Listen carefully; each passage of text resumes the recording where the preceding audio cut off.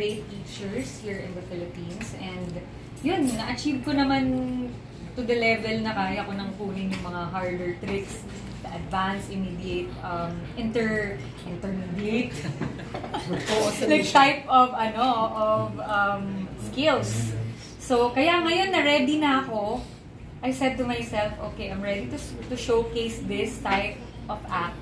So, that's why I incorporated it with my singing. So, ilang palitan damit mo dito? Medyo marami po. Actually, ilang hubad ng damit.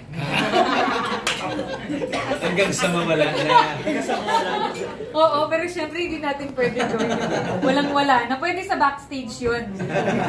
For ano na yun, special release. Ano yun? VVIP. Sabay ganun.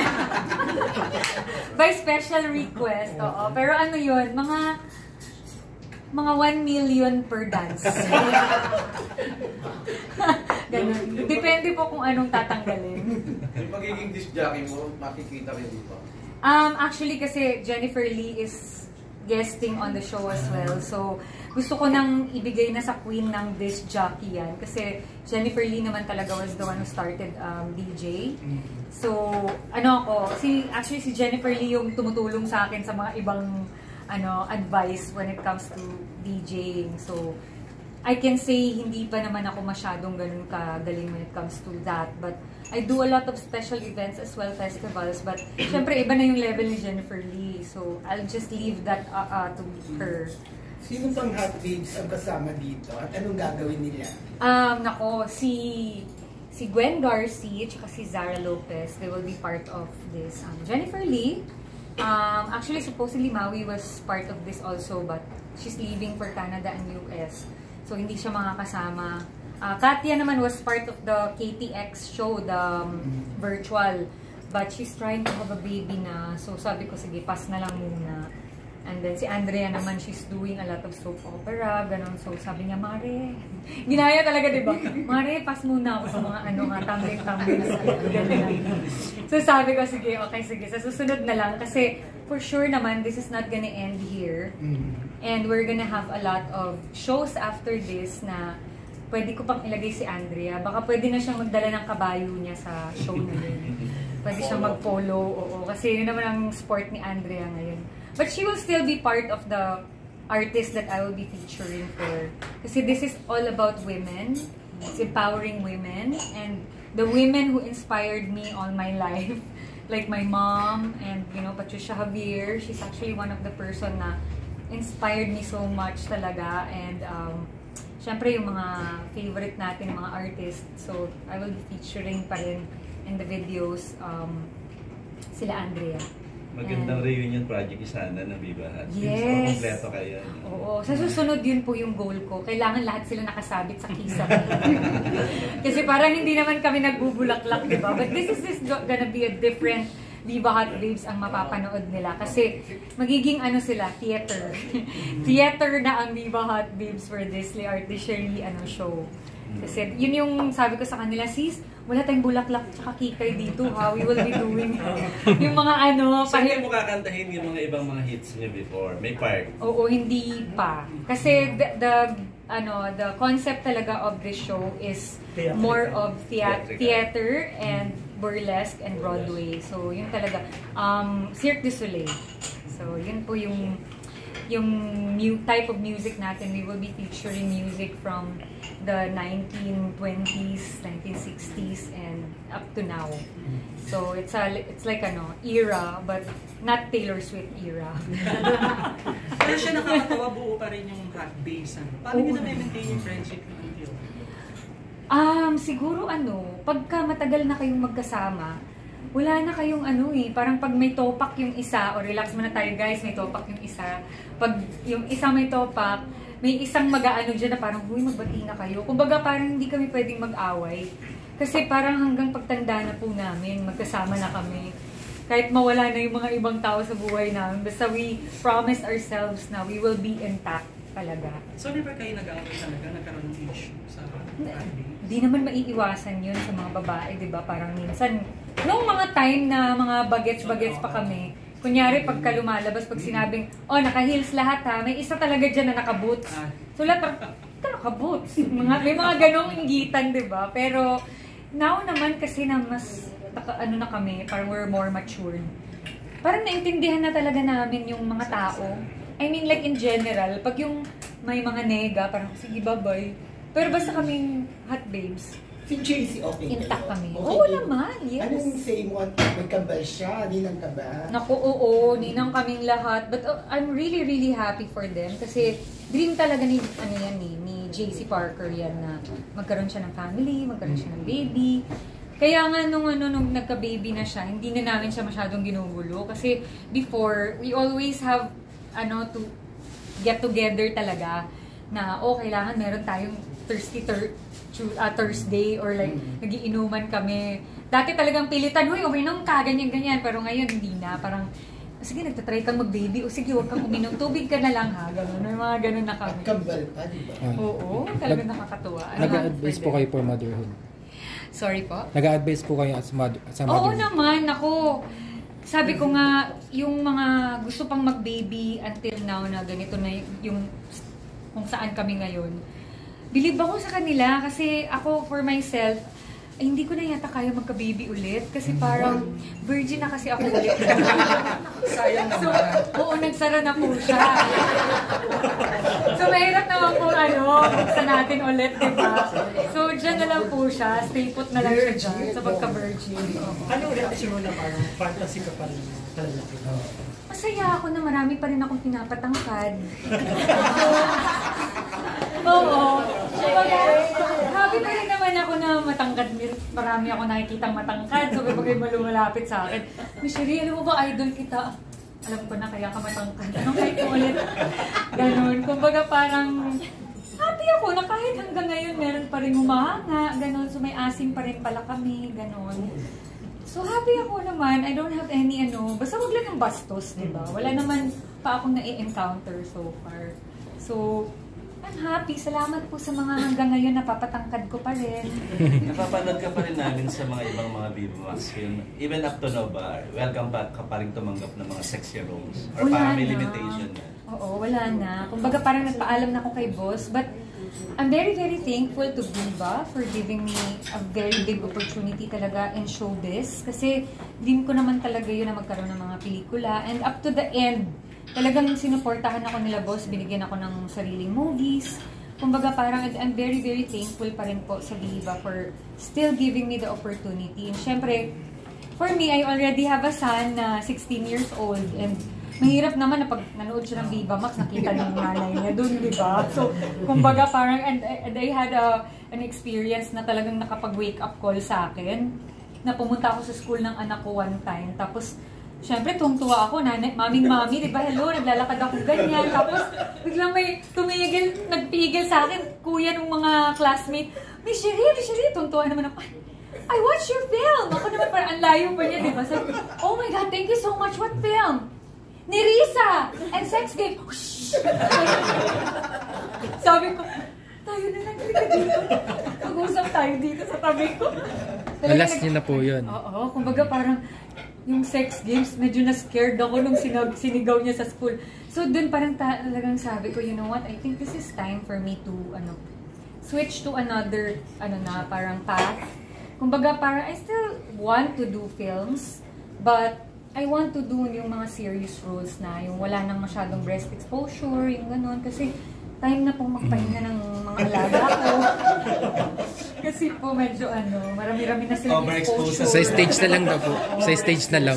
Oo. So, may dream ka maging filmmaker? Kumusta yun? Yes, actually mag-i-enroll ako as mag-aaral ako ng directing. So, wish me luck po sa next career na papasukin ko. Kasi syempre, wala naman talaga ibang pupuntahan yung artista, di ba? When pagdating sa sa career-wise, you have to step up na to another level. And since I love making films and I love telling stories and gusto ko pa rin namang gawin yung mga pelikula, so nag-decide ako na I wanna, level up na, hindi na yung parang pag-artista, gano'n. So, syempre for the future na, kasi paano naman yun pag 60 na ako, tsaka 70 na ako, hanggang dito na yung boobs ko, tapos gaganon-ganon pa rin ako sa TV. Bubulaklak.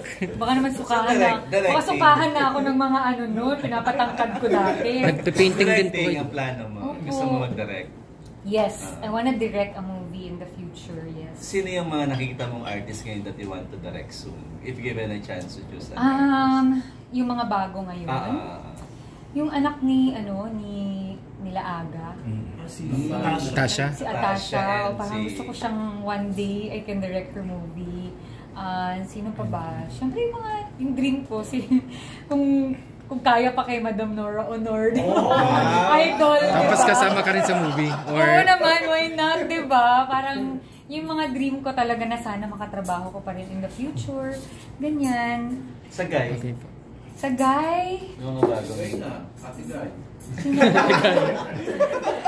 sa Guy si yung anak nila Carmina. Si Mabi. Si Mavi, oo. Parang gusto ko siyang maging part ng... Puro mga royalty ang gusto mong iyan. Oo, diba? Alam mo yan. Siyempre kasi doon natin masusubok yung kung nagmana ba sila sa mga... Anong genre po? magulang nila. Anong genre? Gusto ko yung mga action film. Action na. Yes, under Viva pa rin. Nagpe-painting ka rin. di ba? Yes, I paint also. Matindi po yung pangangailangan ko. Hindi, talented ka lang siguro. Diba? Hindi, kasi talagang bata pa ako, mahilig na akong mag-paint. So for this show nga, that's why it's entitled Le Art Vichery, kasi I'm featuring also my paintings. So pagdating niyo sa Music Museum, makikita niyo yung mga display of Is that for artworks. sale? Yes, it's for sale. Actually, we're pre-selling some of the paintings. And yung iba, sold na. So, yung ibang i-display ko doon, How cheap and how expensive yung mga paintings? it depends. Depends on the size. Charot. Merong 300, 4, to up to millions. But, yun yung mga malalaki na. So hopefully, magtuloy-tuloy. Actually, yun po yung ginagawa ko talaga na the reason why I can, I produce these shows, and at the same time, yung goal ko din talaga is to help also, not just do a show, and I'm also supporting a charity. So hopefully, I can, after the concert, hopefully the cast can join me and visit our lolas in abandoned grandmas in Laguna. Sila yung beneficiary ng mga paintings. Sila May po. nabenta na po ang paintings. Painter din po kasi yung sister doon na nagbabantay. So, nakakatuwa lang na nakaka-resonate ako sa kanila, and my fear is getting old. Takot talaga akong tumanda. Parang I cannot Parang di imagine ka nang myself. tumatanda. Oh, speaking of that, ang ganda-ganda Anong mo sekreto? pala. Anong sekreto? Ano po? Beauty secret. Naghihilamos po ako ng charot. Naghihilamos ko po yung katas ng gatas. Oo. Bago ko inumin, ginaganon. Nasampal ko. Yung pala yun.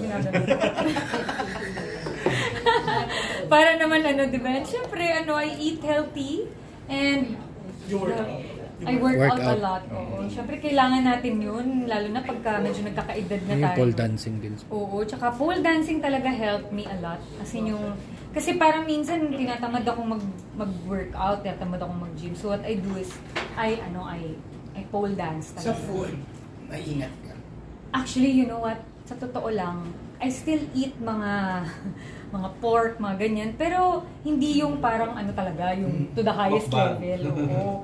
Yung mga bata-bata pa tayo, pwede tayo magmukbang ng ganun. Pero ngayon kasi medyo may putok-batok na tayo. So medyo lessen na yung sobrang fatty foods, ganyan. And then, I still eat chocolates, pero yung hindi na yung to the highest level kagaya dati na walang pakialam, kain ng kain. Kasi chocolate pa rin naman ang hindi ko talaga kayang bitawan. Dark chocolate. So, oo. You have parang sa mo you're at mother already. May mga Yes. offer ba na mother role sa'yo? Or are you ready to take mother Yeah, roles? actually, you know what? Before ako nag-quit sa Viva Max, sabi sa akin ng handler ko, Sherry ha, kung ayaw mo nang mag-Viva Max, dapat tumanggap ka na ng mga mother roles. So parang na-realize ko, sige pwede naman, basta wag lang kaedad ko din yung diba?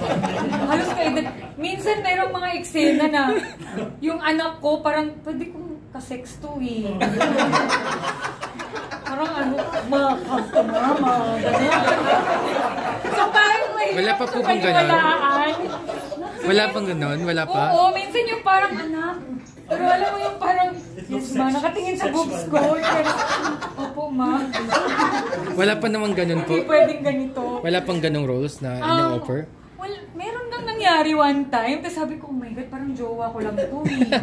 Parang mahirap naman. But sabi ko nga sa handler ko, pwede naman. Basta wag lang naman yung parang kaedad ko na. Like sino yun? Nakikita mong pwede mong maging anak sa showbiz. Sino ba? Si ano? Nico. Si Nico. Huwag naman yun! Sabi ko, parang pwede namang karomansa ko yun. Si ano, yun nga, yung anak ni Alina, pwede yun.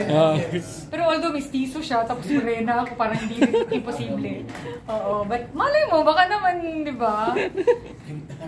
Ready ka ba rin, ano? Kasi si Andrea gumawa ng May December Love. Yeah, oo. Ikaw, ready ka sa mga ganun? Oo naman, ready. Nakaka-relate ako doon. Hindi, joke lang. Hindi, joke lang. Pero oo naman, pwede naman. Basta ang importante, any role naman na ibibigay sa akin, gagampanan ko. Basta wag na yung nakikita na yung buong ano, kasi retire na po talaga sila. Nagreklamo na po talaga sila sa akin. Tago na sila. Didimanda na daw nila ako kapag ano, hindi ko sila pinatigil. Saan yung limit, Sherry, na tatanggap ng ganung project? Ano yung magiging limitation mo sa... Wala nang breast exposure. Kasi talagang I really wanna, ano na talaga, parang change na yung career path. Kasi for my son also, and he talked to me eh. So yun yung medyo mabigat sa akin.